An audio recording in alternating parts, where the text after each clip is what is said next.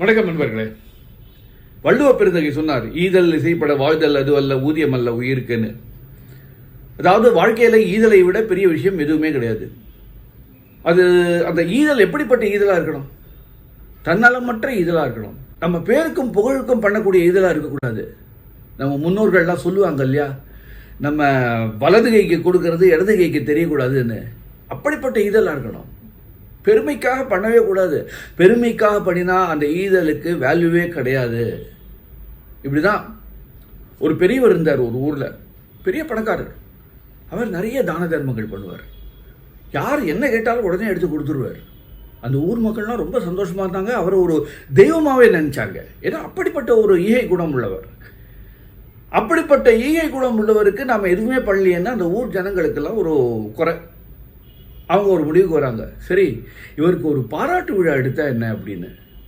அது அவர்கிட்டையும் போய் சொல்றாங்க.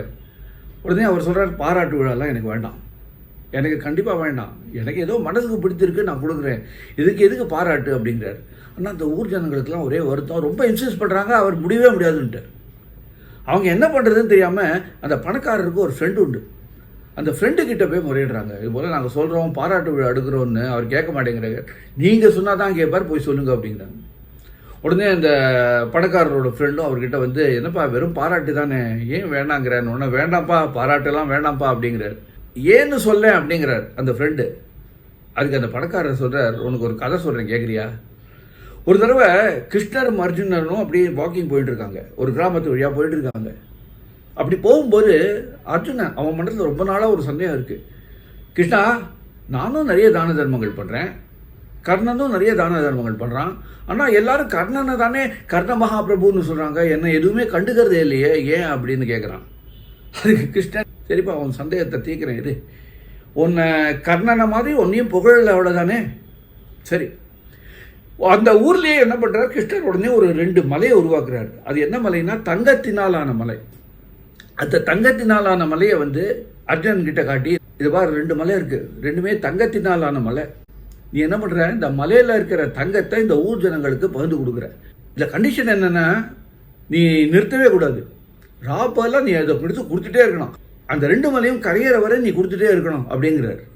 அர்ஜுனன் பார்க்கறான், 2 மலை 2மே தங்கம், அப்படியே ஜொலிக்கிறதே, என்ன பண்ணலாம், இந்த தங்கத்தை போய் இந்த ஜனங்களுக்கு கொடுக்க சொல்றாரு கிருஷ்ணா, என்ன இது அப்படின்னு அவனுக்கு மனசே வரல, ஒரு அரைகுறை மனசு இருந்தாலும் கிருஷ்ணர் சொல்லிட்டாரு, அதை வந்து தட்ட முடியுமா, சரின்னு சொல்லிட்டு என்ன பண்றான், அந்த ஊர் ஜனங்கள் எல்லாம் வர வைக்கணும்.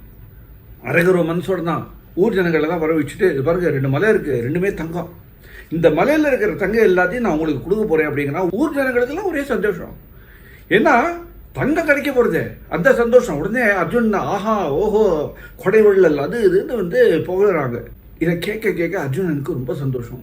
ஆஹா, கிருஷ்ணர் பெரிய ஆளு தான், நான் கர்ணனை தான் அப்படி புகழாங்கன்னு சொல்லி வருத்தப்பட்டேனே, என்னையும் இப்படி புகழ வச்சுட்டாரு அப்படின்னு ரொம்ப சந்தோஷம். அதை ஆனந்தமா கேட்டுக்கிறான். கேட்டுட்டு என்ன பண்றான், நேராக அந்த மலைக்கு போறான். அந்த மலை பக்கத்தில் போயிட்டு கொஞ்சம் கொஞ்சமாக தங்கத்தை எடுத்து அந்த ஜனங்களுக்கு கொடுக்குறான். நான் ஸ்டாப்பாக கொடுக்கணும் அப்படின்னு ஒரு கண்டிஷன் போட்டிருக்காரு கிருஷ்ணர். ஸோ அந்த தங்கத்தை எடுத்து கொஞ்சம் கொஞ்சமாக அந்த ஜனங்கள் வர கொடுத்துட்டே இருக்கான். 1 நாள் ஆறுது, 2 நாள் ஆறுது, 4 நாள் ஆறுது, இவன் கொடுத்துட்டே இருக்கான். நான் ஸ்டாப்பா ராப்பெல்லாம் கொடுத்துட்டே இருக்கான், அன்ன ஆகாரம் இல்லாமல் கொடுத்துட்டே இருக்கான். ஆனால் அந்த மலை அது குறையவே இல்லை, அது அப்படியே இருக்கு. இவனுக்கு ஒன்றுமே புரியல. இந்த 4வது நாள் முடிவில் அவனால் முடியல. கிருஷ்ணா கிட்ட சொன்னான், கிருஷ்ணா என்னால் முடியல, நான் இவ்வளோ தூரம் கொடுத்துருக்கேன், இருந்தாலும் இந்த மலையோட சைஸு குறையவே இல்லை, என்னால் முடியலப்பா, 4 நாள் ஆச்சு தூங்கி, 4 நாள் ஆச்சு சாப்பிட்டு, ரொம்ப டயர்டாக இருக்கேன்னு ஒன்றே கிருஷ்ணர் சொல்கிறார். அப்படியா, ஆமாப்பா நீ ரொம்ப டயர்டாக இருக்க, நீ அந்த அப்படி உட்காரு, அப்படி உட்காந்து நான் நல்லா சாப்பிடலன்னு வேறு சொல்கிறேன், நல்லா சாப்பிடுப்பா, ஜனங்கள்லாம் கேடு, அவங்க சாப்பாடு கொடுப்பாங்க, அதான் சாப்பிடு அப்படின்னு அர்ஜுனன் போய் உட்காடுறான். இந்த டயத்தில் கிருஷ்ணர் என்ன பண்ணுறார், கர்ணனை வர சொல்கிறார். கர்ணனை வர சொல்லி கர்ணன்கிட்டையும் இதே மேட்டரை சொல்கிறார். இதை பாரு 2 மலை 2மே தங்கம், இதை ஜனங்களுக்கு கொடுக்கணும், நான் ஸ்டாப்பாக கொடுக்கணும், அவ்வளோதான் கண்டிஷன் அப்படிங்கிறாரு. உடனே கண்ணனும் சரின்னு சொல்லிட்டு நேராக ஜனங்க கிட்ட போயிடுறான். அங்கே அசம்பிள் ஆயிருந்த ஜனங்க கிட்ட போயிட்டு, பாருங்க 2 மலை இருக்கு, 2மே தங்கம், 2ம் உங்களுக்கு தான் அப்படின்னு சொல்லிட்டு அங்கேருந்து போயிடுறான். அவன் எதுக்காகவும் காத்துருக்கல, அவங்களுடைய புகழ்ச்சிக்கோ தன்னை வந்து புகழப்புறாங்கிறதுக்காகவும் எதுக்குமே காத்திருக்கல. இது போல் சொன்னான், ஒரு ஸ்டேட்மெண்ட் சொன்னான், 2 மலையும் உங்களுக்கு தான் அப்படின்னு சொல்லிட்டு அவன் பாட்டுக்கு அங்கேருந்து போயிட்டே இருந்தான். எந்த பிரதிபலனும் பார்க்காம அங்கேருந்து போயிட்டான். அர்ஜுனன் பார்க்கறான், ஆஹா இது நமக்கு தோணாம போச்சே. அப்போ கிருஷ்ணர் வந்து கேட்கிறார், அர்ஜுனா, இப்ப என்ன சொல்ற? யாரு கொடை வள்ளல், யாரு கர்ண மகாபிரபு? நீ தானம் பண்ணின போது உன் மனசு அறகுறையா இருந்தது. இவ்வளவு தங்கத்தை கொடுக்கணுமாங்கிற ஒரு சஞ்சலம் உன் மனசுல இருந்துட்டே இருந்து. இருந்தாலும் நான் சொன்னேங்கிறதுக்காக நீ கொடுத்துட்டு இருந்த. கொடுக்கும்போது முழு மனசோட நீ கொடுக்கல. அதனால தான் நீ எவ்வளவுதான் கொடுத்தாலும் இந்த மலை கரையாமையே இருந்தது. இதுல இருந்து என்ன தெரியுது? அதாவது முழு மனசோட நீ தானம் பண்ணலன்னா, புகழ்ச்சிக்காகவும் மற்ற ஒரு சுயநலத்துக்காகவும் நீ தானம் பண்ணா அந்த தானத்துக்கு பலனே கிடையாது. இதே பாரு, கர்ணன் பாரு, ஒரே வார்த்தையில சொல்லிட்டான், 2 மலையை உங்களுக்கு தான் எடுத்துங்கன்னு சொல்லிட்டு அவன் அங்கேருந்து போயிட்டே இருந்தான். அது உண்மையான தானம். ஏன்னா அவன் எதையுமே எதிர்பார்க்கல. அவன் எதையுமே எதிர்பார்க்காம தன்னுடைய சுயநலம் இல்லாம தானம் பண்ணணுங்கிற அந்த ஒரே நோக்கோட சொன்னான். அதனால தான் அவனுடைய தானம் சிறந்தது. அதனால தான் அவன் மகாபிரபு. என்ன மகாபிரபு? கர்ண மகாபிரபு. இப்போ புரிஞ்சுதா? அப்போ அர்ஜுனன் சொல்றான், புரிஞ்சுது கிருஷ்ணா, என்னுடைய தப்பு என்னன்னு எனக்கு புரிஞ்சுது. இனிமேல் நானும் கர்ணனை ஃபாலோ பண்ண பார்க்குறேன் அப்படிங்கிறான். ஆக இந்த கொடைங்கிறது தற்பெருமைக்காக பண்ணக்கூடாது, சுயநலம் இல்லாமல் பண்ணணும், பெருமைக்காக பண்ணக்கூடாது. நம்ம மனசு பண்ணணும், மற்றவங்களுக்கு உதவணுங்கிற அந்த மனசோட பண்ணணும். கோவிலில் ஒரு டியூப்லைட் வாங்கி கொடுத்துட்டு அந்த வெளிச்சமே வராமல் இந்த பேரை போடுவாங்களே, அதுபோல் ஒரு கொடை இருக்கக்கூடாது. டியூப்லைட் வாங்கி கொடுத்தோம்னா வாங்கி கொடுத்தோம், அவ்வளோதான்.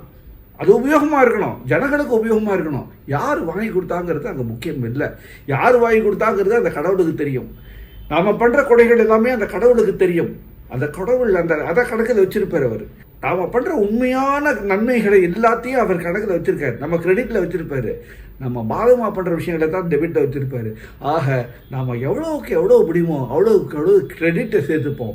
அந்த கிரெடிட்டை சேர்த்துட்டாலே நம்ம வாழ்க்கை ஒரு புண்ணிய வாழ்க்கையாக இருக்கும். மறுபடியும் இன்னொரு இன்ட்ரெஸ்டிங்கான விஷயத்தோடு உங்களை சந்திக்கிறேன். அது வரைக்கும் உங்ககிட்ட விடைபெறுவது உங்கள் எஸ்எல் நானு. வணக்கம்.